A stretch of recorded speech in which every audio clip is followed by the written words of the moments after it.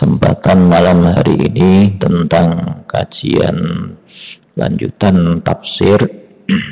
Kita awali dengan membaca basmalah. Bismillahirrahmanirrahim.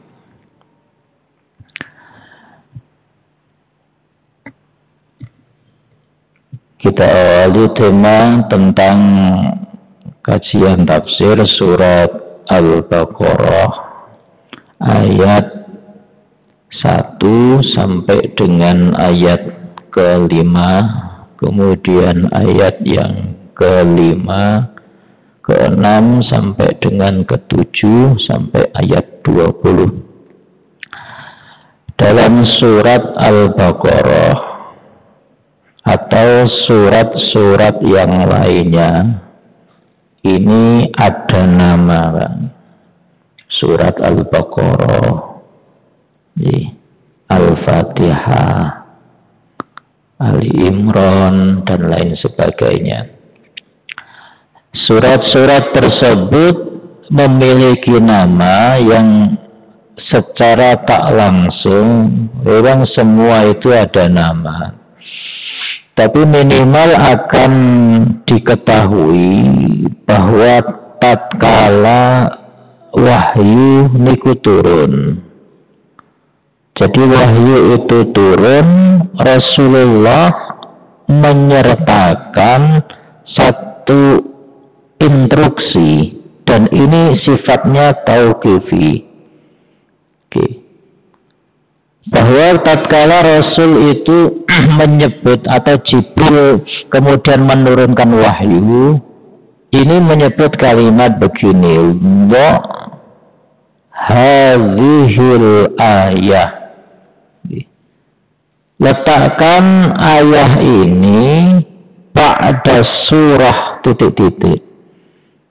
Jadi sudah ada penyebutan nama itu. Jadi nama itu diajarkan secara langsung oleh Jibril yang secara teori itu disebut tauqifi, sambung kepada Allah Subhanahu wa Ta'ala. Kemudian yang kedua, bahwa surat yang memiliki nama seperti surat Al-Baqarah misalkan, ini mengandung satu pemahaman bahwa di dalam surat tersebut ada penjelasan tentang kisah, peristiwa, atau ikhwal tentang hal tertentu dari penamaan yang ada di dalam surat tersebut. Maka kalau panjenengan ningali WA napa panjenengan ningali HP BM betul HP ngoten nggih. Panjenengan saged ningali nggih jam ketika nggih. Di surat Al-Baqarah niku memiliki arti sapi.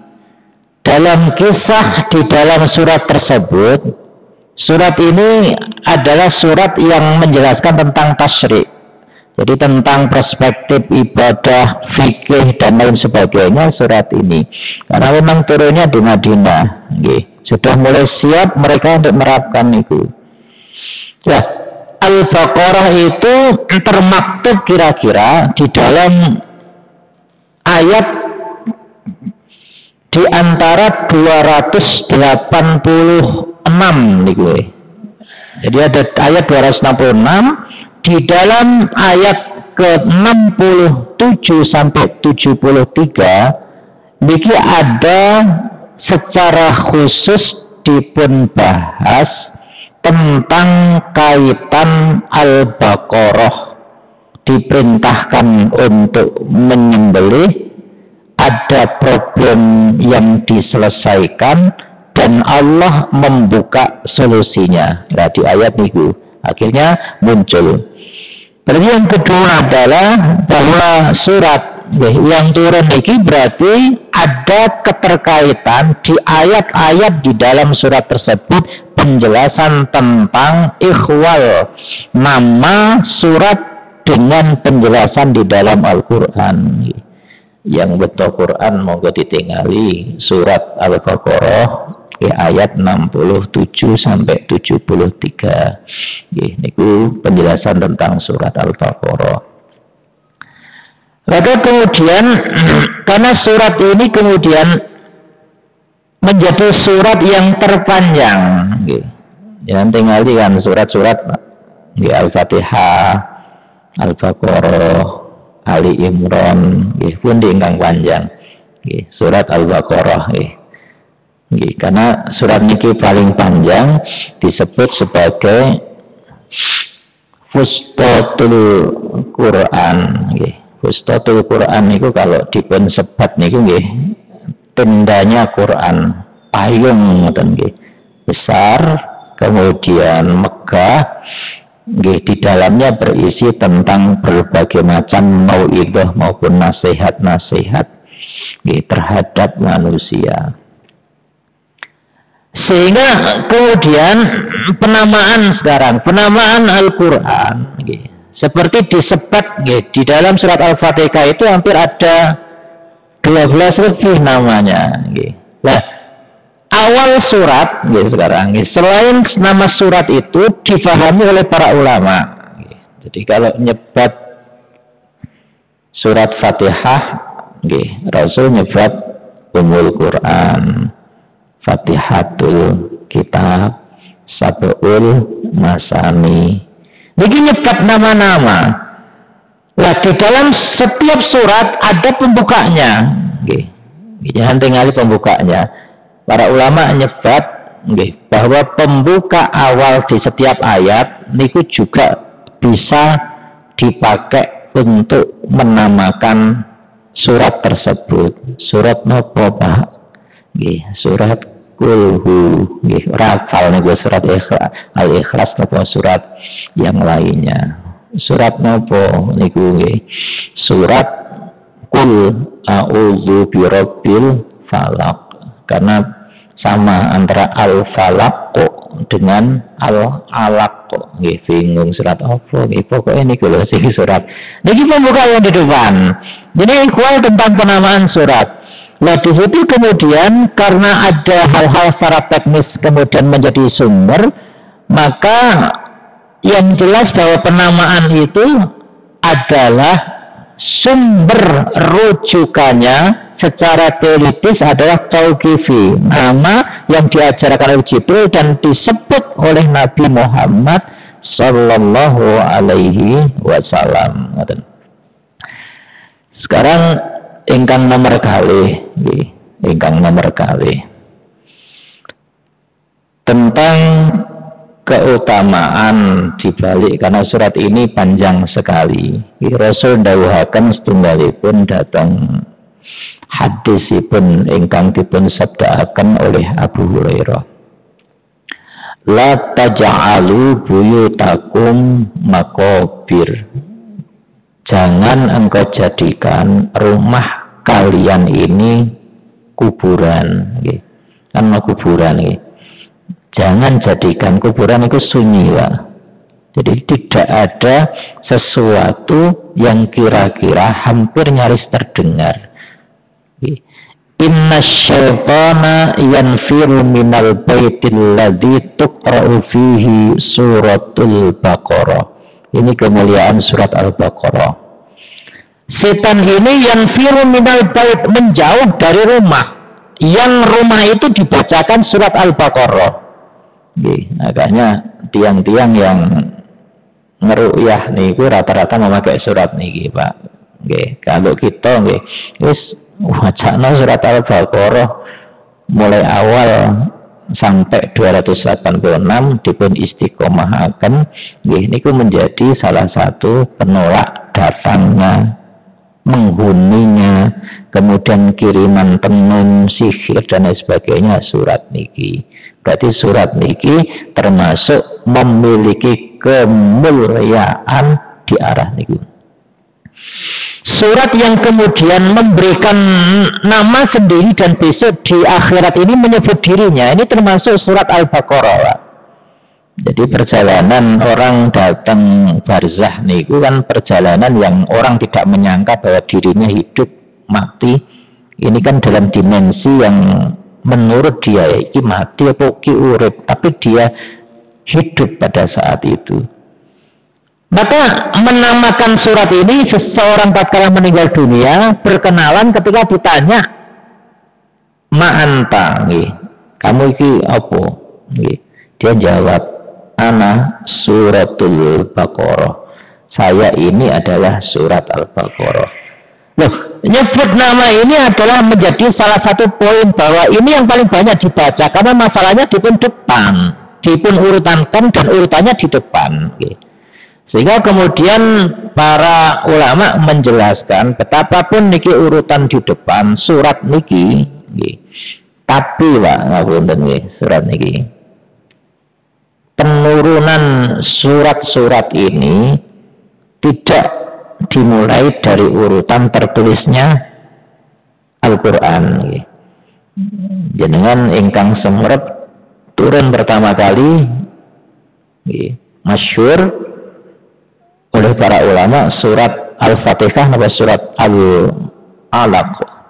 Al-Alaq ayat 1 sampai dengan ayat ke-5. Ya Qara niki lho nggih. Bahwa penulisan Quran ini ditulis oleh sahabat Utsman bin Affan. Maka tatkala Rasulullah meninggal, orang sahabat yang paling rasional itu adalah sahabat Umar bin Khattab, Pak. Sahabat Umar bin Khattab niku usul dumateng Abu Bakar As-Siddiq. Niku diskusi ini pun lami nggih. Sebab Abu Bakar As-Siddiq itu dalam bahasan tatkala nerapkan hukum itu sama seperti Rasul Shallallahu Alaihi Wasallam.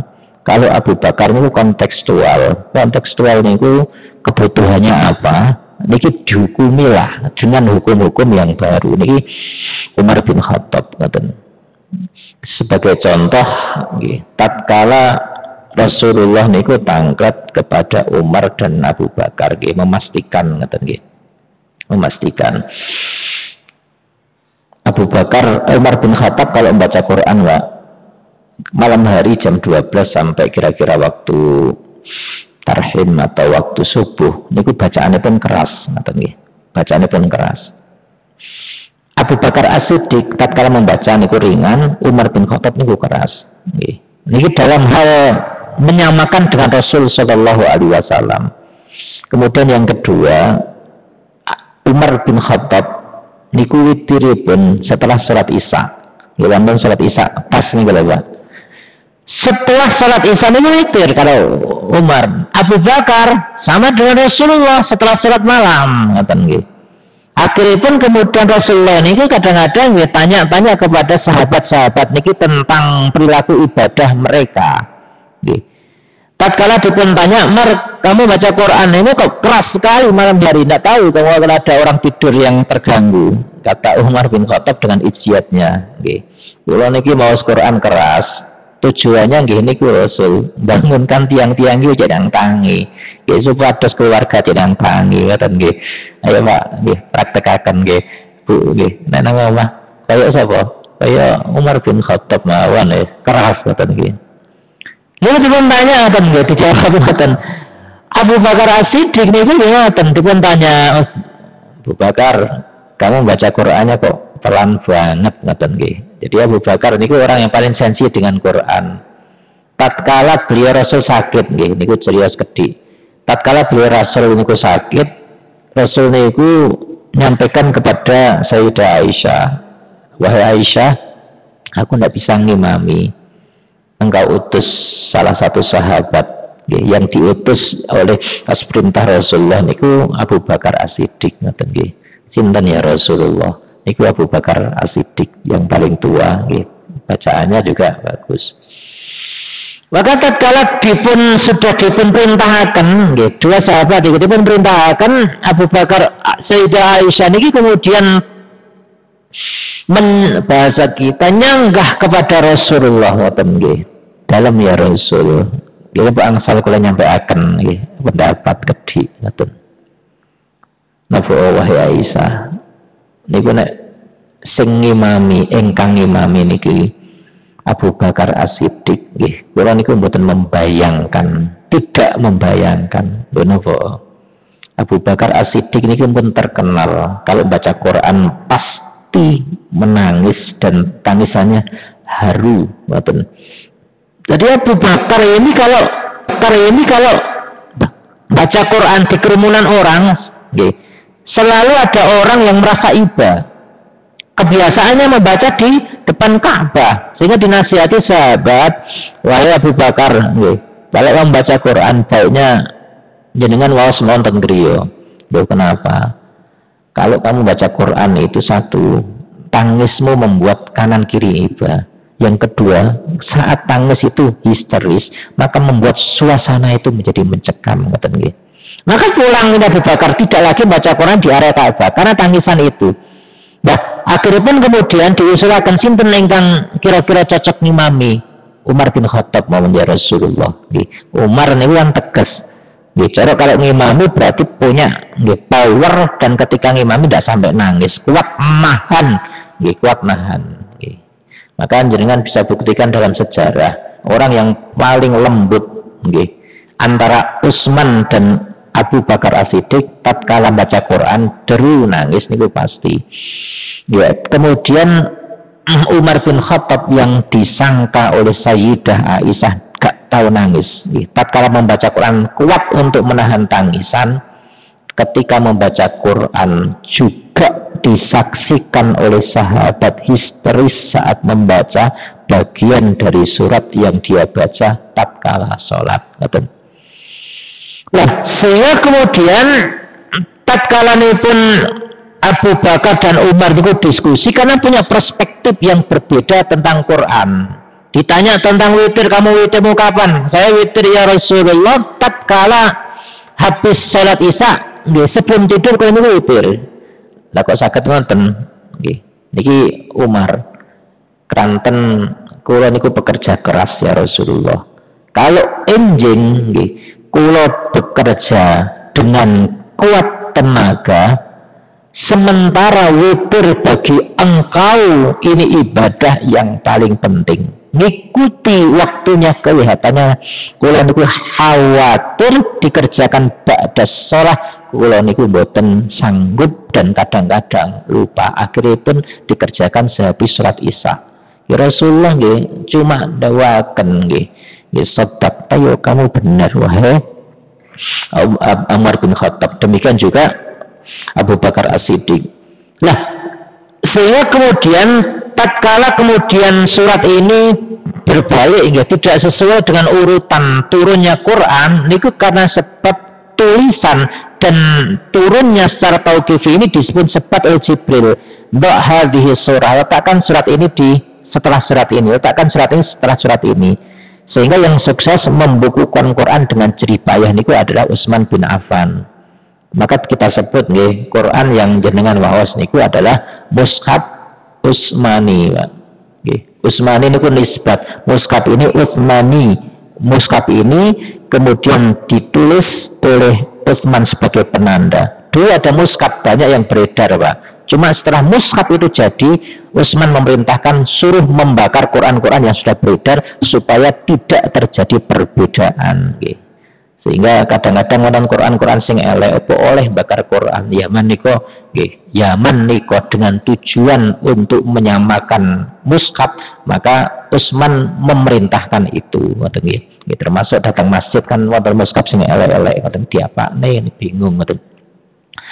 Ini yang kemudian selanjutnya dipun sebat lagi. Iqra'u surat Al-Baqarah. Ini dawuh Rasulullah dari Abu Umamah Al-Bahili. Bacalah surat Al-Baqarah fa inna akhdaha barakah. Sebab mengambil, membaca, kemudian menjadikannya sesuatu yang dibaca, ini menjadikan keberkahan. Maka kita baca surat Al-Baqarah. Wa tarakaha hasrah. Orang yang meninggalkan surat Al-Baqarah niki akan terlihat menyesal. Kapan niki? Ya kinten-kinten tidak mendapatkan mau'izah pelajaran dari surat ini sebagaimana hadis yang paling depan niki wau. Karena nasihat paling banyak tentang Bani Israel dan kisah-kisah para nabi niki di sini. Sehingga dalam tafsir Al-Misbah, tafsir Al-Munir, atau tafsir Ibnu Katsir itu disebut ngoten, Pak. Orang niki kan dikengken untuk mempelajari Quran. Kurun kira-kira nggih 30 juz ngoten nggih. Nggih tiang-tiang niku nggih sambat, Pak. Nggih. Jenengan kira-kira sambat apa? 30 juz ngoten nggih. 30 juz niku hatam niku lho. Kalau baca akeh koncone ya, akeh banyak temannya ngoten nggih. Banyak saingannya ngoten nggih kalau membaca. Bagi orang-orang yang beriman hatam bolak-balik ini pun biasa ngoten. Tapi kalau kemudian ini membaca disertai dengan tilawah, membaca plus mengerti artinya. Sehingga para sahabat itu nggih kados kita, belajarnya nggih bisa sepah. Jadi bayangkan Rasulullah niku usianipun pun 40 tahun. Ketika menjadi rasul, sepuh napa mboten 40 tahun. Nggih sampun kerasa, Pak. Lah jenengan mungkin bayangkan Umar bin Abu Bakar As-Siddiq niku usia pinten, Utsman niku usia pinten pada saat menikah. Secara tautan usia, berarti mereka juga belajarnya sepah. Tapi mereka kemudian membagi, tidak menambah satu dari ayat yang dibaca dengan model tilawah. Makanya para ulama ini membedakan, kalau membaca saja ya gampang. Tapi kalau sudah tilawah, membaca plus artinya, membaca plus pemahamannya, ini yang kemudian agak berat. Akhirnya bagaimana kemudian para ulama memberikan solusi? Ini zaman dulu mereka sudah berspekulasi, Pak. Supados napa? Kepengin menjadi ahli Quran. Kan sampai disebut amal yang paling baik di hadapan Allah niki al-hal wal murtahal. Hal dan murtahal. Apa itu hal dan murtahal? Disebutkan oleh Rasul sallallahu alaihi wasallam, Allah yaqra'ul Quran min awalihi, yang membaca dari awalnya ila nihayati sampai dengan ujungnya. Setiap dia khatam kullama halla irtahala. Pe khatam namanya ngaten. Alhamdulillah men khatam nggih. Jenengan kadang-kadang saking senenge khatam Quran nggih. Wonten beberapa orang niku sampai seneng khatam nggih. Perjuangan Pak khatam nggih. Subhanallah. Kadang wangel khatam niku. Badhe khatam Qur'ane ilang. Nggih, lagi oleh teko tengah surat Al-Isra wis alhamdulillah. Indilalah Qur'ane digawa yugone ten pondok. Nggih, Quran niku makane sing kathah ngoten nggih. Kaya HP ngono lho. Quran niku sing kathah. Gitu rumah tengah iku nggih ana ngono lho Pak. Nggih. Rumah nggih tempat napa lenggah ten dalam niku nggih wonten. Nggih, dateng kamar niku nggih wonten, dateng musala griya niki wonten. Nggih boten setunggal. Quran setunggal keluargane wonten 5 niki nggih alamat Pak. Tengere ilang. Wis tawung ngeri Pak, subhanallah. Apalagi wis wong sepuh niku lho. Nggih, ditawung ngeri Pak, nggih. Abang ijo nek abang iki kira-kira iki nek tak tengeri abang, nggih iki berarti teko tengah. Nggih, maksudnya macane niku teko tengah. Nek tak tengeri ijo niku berarti ayat sing dukur dhewe, nggih. Nggih, niku nek tak tengeri ireng berarti ayat iku meh ngisor dhewe. Niku ditengeri gerek nggih. Nggih awan kena foto nih, tengeran itu pindah Pak, subhanallah. Jadi biasa, kalau Quran itu harus tunggal Pak. Orang cinta Qurannya satu, kecintaannya dibatasi dengan Quran satu nih kirang. Jadi ada yang kalau ngimami sholat nih gue, dikatus niki kan bukan Quran nih gue. Kalau urutakan mulai awal, gitu sampai endi, gitu kan nonton abang hijau kuning, kita abang ikut tekok ngisor, tekok dukur dan lain sebagainya. Gitu. 1 tahun kadang-kadang menghatam, gitu. 1 tahun itu hatam. Baca Quran nih loh, betul sholat nih loh, gitu. Kita urutakan. Yang lain nggak apa-apa pakai surat pendek, gitu. Kalau khusus pakai surat niku, nggak karena apa? Karena istimewanya. Kalau yakin jamaah kalau sing kalau imam ini, gitu. Kadang-kadang dereng nate khatam. Yang tiangin niku istiqomah sholat, khatamnya bareng sholate. Lho niku istimewa. Nah, niki sampun kesebat berarti wa taraka hasrah. Jangan sampai berarti kita niki kepingin meninggalkan surat Baqarah ini. Nggih. Wala yastati'uha batlah, dan tukang-tukang sihir ini tatkala dia mengirimkan sihirnya di malam hari. Tradisi baca Quran itu malam hari, masalah pun. Rasulullah malam hari, Umar malam hari. Jadi tradisi yang paling banyak itu malam hari, baik berlabuh dengan tahajud, dengan sholat malam sampai dengan targim. Ini tradisi. Kenapa? Menguatkan kolbu. Orang sepah ini kalau hati tenang, Pak. Semua menjadi riang, Pak. Tapi wong sepah niku hati ini itu kisruh, bahasanya pun boten tenang. Saomah niku lho yo, kerasa gak enake ngoten lho. Nah, akhirnya pun surat Al-Baqarah niki nggih. Lah kapan kemudian tenun sihir itu dikirimkan? Paling banyak malam hari. Ngikuti napa? Ngikuti dalil surat Al-Falaq. Nah, niki sampun. Nah, surat ini kemudian menjadi salah satu di antara surat yang kira-kira dibaca. Kapan bacanya niki? Wa man qara'aha fi baitihi lailan. Siapa yang membaca surat ini malam hari? Malam hari. Lam yadkhul syaitan baitahu thalatha layalin. Maka rumahnya itu aman, tidak dimasuki setan selama 3 hari. Surat niki dipun waos. Kalau kata jamaah niku sepuh-sepuh, Pak. Sepuh usia 50 60. Tapi alhamdulillah gadah halakoh niku ngapal Quran, Pak. Gak wedi lali, Pak. Syaratnya situ nek gak wedi lali nggih. Jadi 50 60 nggih. Apa ya iso nggih. Syaratnya gak wedi lali, ya pasti iso ngoten nggih. Ora gak wedi lali iki jamaah. Niku mereka bersaing, Pak. Setengah halaman niku pasti durasinya 1 jam hafal nggih. Ya pun dipastikan sebab di akhir murojaah nggih hafalan Quran nggih. Kula simak satu-satu masalahipun nggih.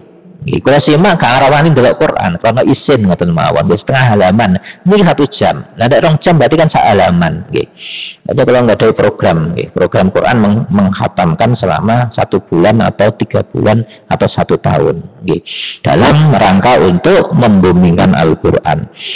Waman qara'aha naharan, siapa yang membaca di siang hari lam yadkhul syaitan baitahu salah satu ayam yang membaca siang membaca malam maka 3 hari ini tidak didatangi oleh syaitan. Berarti istimewa surat ini. Berarti surat yang disebut surat Al-Baqarah ini mengawal potensi kehidupan kita, mulai ruhiyah kita diberikan nutrisi nasihat, kisah-kisah indah di dalam Quran. Kemudian samping kanan kiri yang dibacakan Quran teramankan dari berbagai macam hal yang buruk, termasuk diantaranya yang disebut adalah tenun dan sihir. Kemudian datang akhirat, dia menampakkan diri sebagai sosok dengan nama yang sudah disebutkan. Ini kemuliaan dari surat ini. Nah, kemudian Bapak dan Ibu sekalian, kita awali ayat ingkang nomor 1 surat Al-Baqarah. Surat ini turun datang Madinah sehingga disebut Madaniyah. Nah, di dalam ulum Quran ini kan ada sebatan secara teoritis kalau turunnya datang Mekah niku dengan sebab di dalam Quran niku kan tulisannya Makkiyatun, berarti turunipun teng Mekah. Di Quran tulisannya Madaniyah, berarti turunipun datang Madinah. Prinsip mengapa turun di Madinah karena sudah menjelaskan tentang produk-produk ibadah yang dijelaskan oleh Rasulullah. Waris wonten, salat wonten, hukum baik jual beli transaksi bisnis niku juga wonten. Berarti niki sampun ada.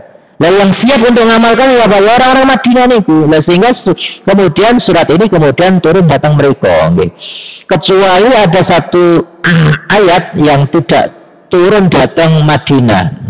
Salah satu surat yang tidak turun. Niku jangan tingali ayat 281. Niku mboten turun datang Madinah, tapi turun ketika Rasulullah dalam posisi haji wada. Nah, haji wada sampun. Kita coba kupas tunggal saking surat Al-Baqarah niki. Ayat ingkang pertama bunyiipun alif lam mim. Niki di antara penggalan alif dibaca alif, lam dibaca lam, mim dibaca mim. Beda dengan surat yang lainnya. Bukan dibaca alamun boten, tapi dibaca alif lam mim. Oleh para ulama ini kemudian disebut sesuai dengan hadis Rasulullah. Ini huruf, ini huruf, ini huruf. Nah, Rasulullah itu dawuhaken man qara'a harfan min kitabillah, sinten kemawon yang membaca huruf dari kitab Allah. Berarti huruf niku berarti niki alif 1, kemudian lam 2, mim 3. Atau niki huruf disebutkan.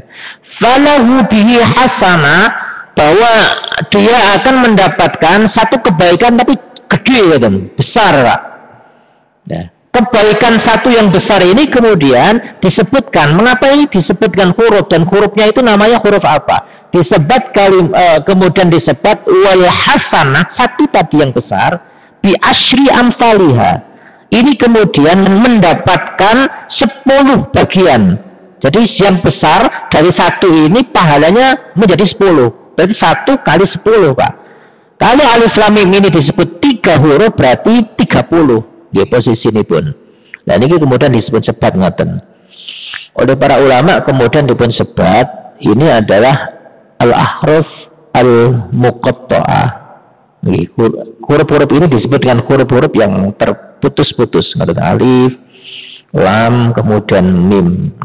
Atau sama seperti alif, ba, ta, sa, jim, ha. Kok cuma yang terpilih niki 3 huruf yang pilihan niki. 3 huruf pilihan alif, lam, mim. Ada yang sod, ada macam-macam, Pak. Termasuk yasin dan lain sebagainya. Nah, para ulama di abad pertama lah, bunten, sampai abad kedua, Hijriyah, Pak. Niki tidak berani ngotek-ngotek menafsirkan, memberikan penjelasan kepada khalayak umum, Pak. Ini sangat banyak tanya, Pak. Wahai Syekh, ini maksudnya apa? Jadi mereka yang cinta Quran mesti tangkap itu. Tapi tidak ada yang menjawab. Jawabannya ini cuma satu, ketika nafsirkan ayat itu, wallahu a'lam bisawaf atau bimuradi. Hanya Allah yang tahu maksud tujuannya dan maksud kebenarannya.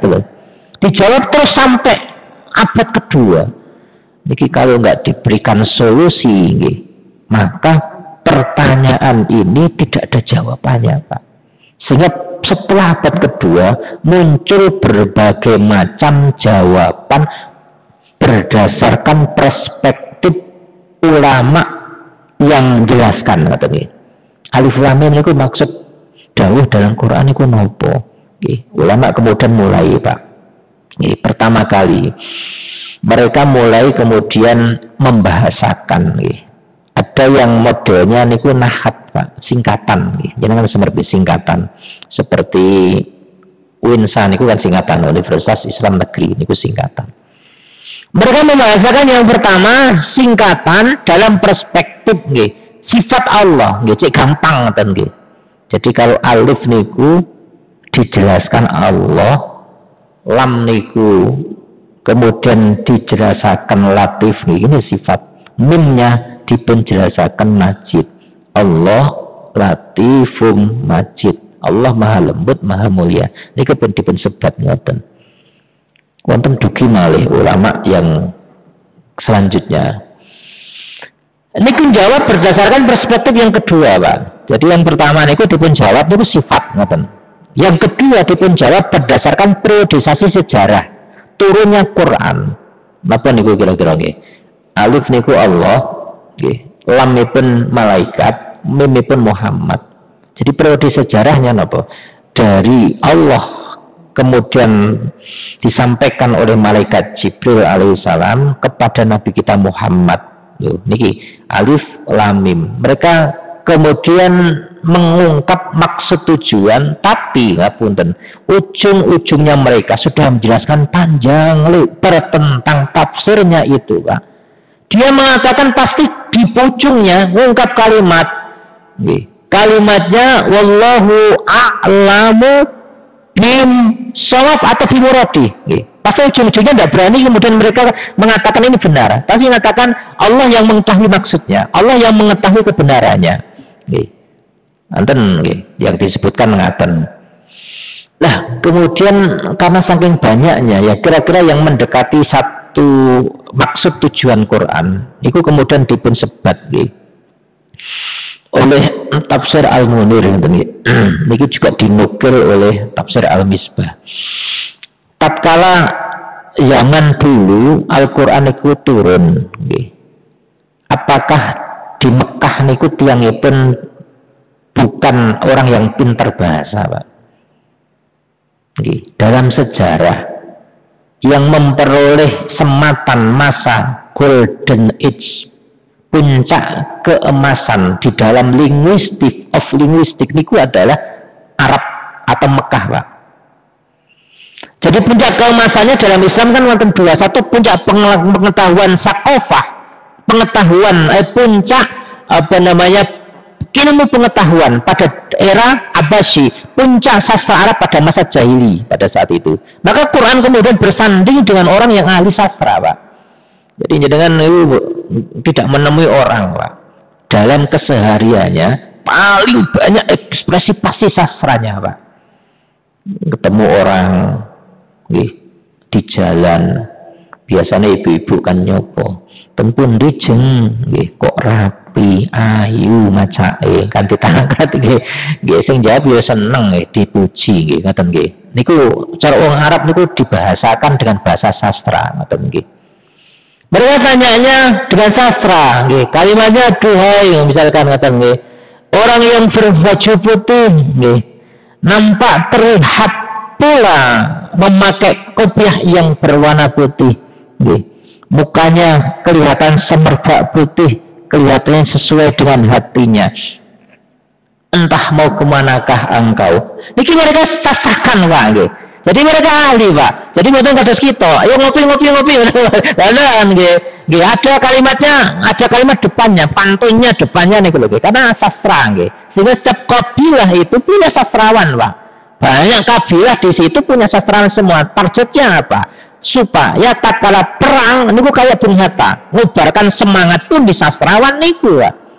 Nah di Arab itu punya tradisi mereka setiap satu pekan niku mereka lomba sastra, Pak. Halo, lomba sastra, Pak, luar biasa nggih. Sastra yang menang niki ditempel datang Mekah, datang Ka'bah, dindingnya Ka'bah disebut mu'allaqat, jadi ditempel. Kabilah Quraisy menang sastra dalam pekan ini di pasar apa gitu kan, kemudian perlombaan dimenangkan oleh kabilah Asad misalkan, ditempel, Pak, di sana. Apa bangganya? Bangga luar biasa, Pak, ditempel sastranya disebut kabilahnya, Pak. Selain mereka kepingin perang menang dalam peperangan, karena di Arab itu setiap hari perang, Pak. Maka wonten buku asmane Ayyamul Arab. Kalau nggak perang nggak Arab, gitu. Harian orang Arab itu adalah perang, Pak, ya. Nanti disebut datangnya Rasulullah karena panas. Kemudian setiap kabilah-kabilah ini memang mereka punya jargon masing-masing, kepingin menguasai, kepingin dikuasai, kepingin unggul dan lain sebagainya. Nah, ini kemudian terbukti dari awalan surat ini Alif Lam Mim ini, kemudian apa yang dikehendaki oleh Allah ini disinggung oleh tafsir ngaten. Kalau ini dibayangkan dalam bahasa yang lain. Kalau mereka ahli sastra, kemudian Quran itu turun dengan sastra, mereka baca napa mboten, Pak? Kita nggih mboten, Pak. Jenengan niku seneng sego goreng. Ibu gawe sego goreng bendino. Lambe niku ngomong napa? Bosen. Kanjeng ngoten nggih. Bosen, Bu nggih. Senajan niku seneng lho nggih. Akhiripun niki beda. Dalam bayangan yang sederhana terungkap, masa ya Quran niku mukjizat tapi depannya kok alif lam mim. Itu tidak lazim. Untuk apa? Kemudian itu digunakan untuk nyerap energi mereka supaya mereka itu belok ndisih Quran. Jadi ini mukjizat tapi kok depannya alif lam mim. Karena mereka sudah terpana melihat Quran itu, maka lanjutannya pasti mereka baca, Pak. Tidak hanya satu ayat, pasti mereka membaca ayat kedua, ayat ketiga, ayat keempat, ayat kelima. Bunyinya zalikal kitabu la raiba fi. Langsung bunyinya ngaten, Pak, memberikan dalam hati ini seakan-akan terjun kunci. Kitab ini tidak ada keraguan, mosok iyo. Akhirnya cara mereka untuk menarik energi, kemampuan sastra mereka supaya ningali Quran. Dalam bahasa yang lain para ulama nyebat ngeten. Kalau ada tanah, Pak, niki ayat pertama kemawon nih, ada tanah. Ini kan tanah ya. Ada tanah di depan, Pak, Bu, wonten tanah nih lho, nggih. Wonten tanah. Nggih, tanah kan ngoten niku, tanah basah niku lho. Kalau tanah ini kemudian dibahasakan akan digunakan atau dibuat apa? Allah tanya, "Wahai manusia, aku punya tanah. Sekarang engkau buat apapun yang bisa engkau lakukan dengan tanah, dengan teknologi tercanggih yang engkau miliki, kemampuan terhebat yang engkau miliki. Kira-kira sing teko nggih, bloke ibu-ibu nggih, gawe hulek-hulek ngoten nggih. Nggih gawe layah nggih, bobrok ngoten nggih. Bloke insinyur nggih, gawe bangunan nggih, mulai batu bara, batu bata, kemudian genteng dan lain sebagainya. Sing rodok canggih gawe keramik dan lain sebagainya. Maka ini tentu akan dihina oleh Allah. Loh, kamu kok cuma buat gitu, ini benda mati, enteng ini. Kalau engkau membuat setara dengan itu, lihat apa yang aku berbuat tatkala aku ini megang Quran. Sama loh tanahnya loh. Maka ketika Allah kemudian menciptakan Adam dalam bentuk terbuat dari tanah dan diambilkan dari bumi, terbentuk kun fayakunnya apa? Jadi Adam. Ternyata jadi Adam. Berarti Allah sedang mengisyaratkan, aku turunkan Quran itu sama-sama aku paham loh ya. Alif engkau tahu, ba engkau tahu, tak engkau tahu, kemudian jim sampai dengan ya itu kamu tahu. Aku juga ngambil dari bahasa Arab engkau, ngoten lho. Tatkala aku ambil sama kan bahasanya. Coba engkau susunlah dan aku susunnya. Apa kemudian yang difirmankan Allah? Wa in kuntum fi raibin mimma nazzalna ala abdina fa'tu bi suratin min mithli.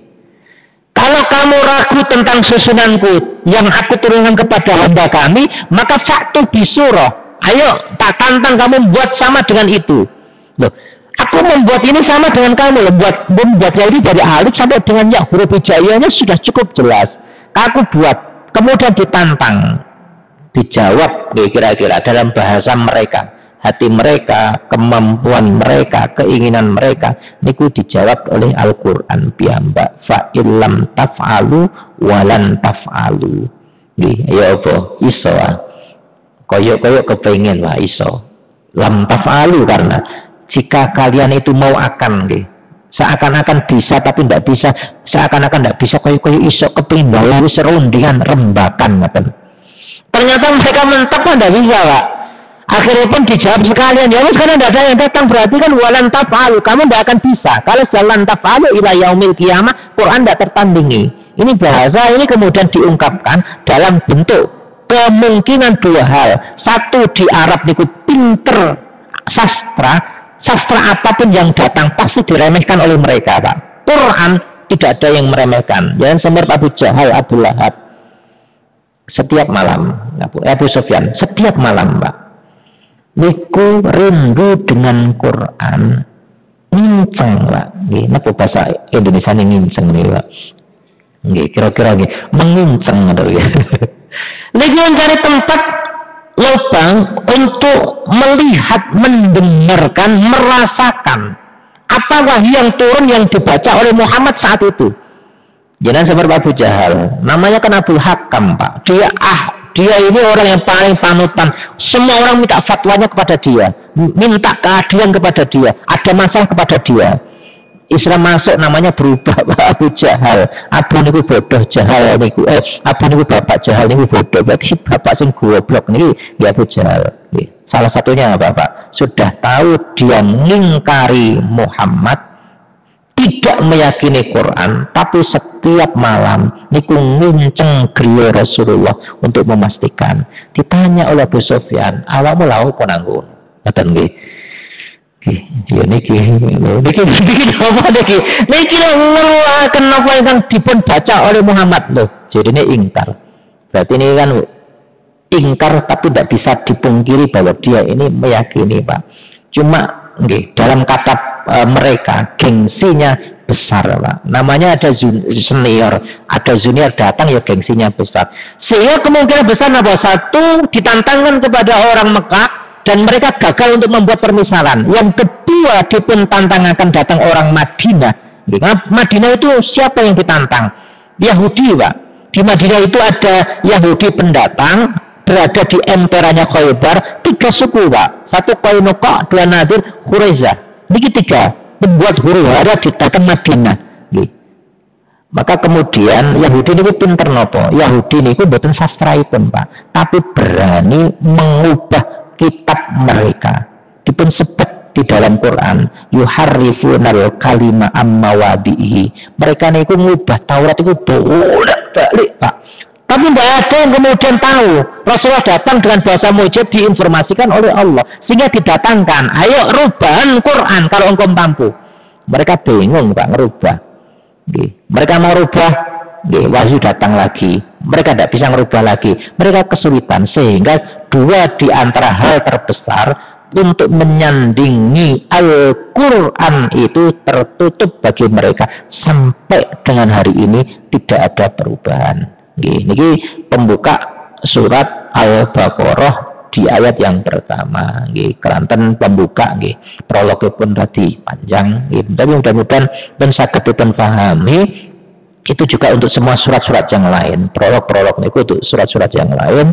Insyaallah minjang kita akan membahas tentang surat tersebut, karena di dalam surat Al-Baqarah kira-kira ada 9 tema, Pak. Juz 1, juz 2 sampai juz 3 awal itu ada kurang lebih 9 tema besar yang dipun bahas di dalam tema tersebut. Kurang lebih pun insyaallah kita sambung di pertemuan yang akan datang. Mudah-mudahan nambah wawasan, nambah pengetahuan, nambah keberkahan. Mudah-mudahan kita dipun wafatakan dalam keadaan husnul khatimah. Kita tutup, subhanakallahumma bihamdika asyhadu an la ilaha illa anta astaghfiruka wa atubu ilaik. Assalamualaikum warahmatullahi wabarakatuh.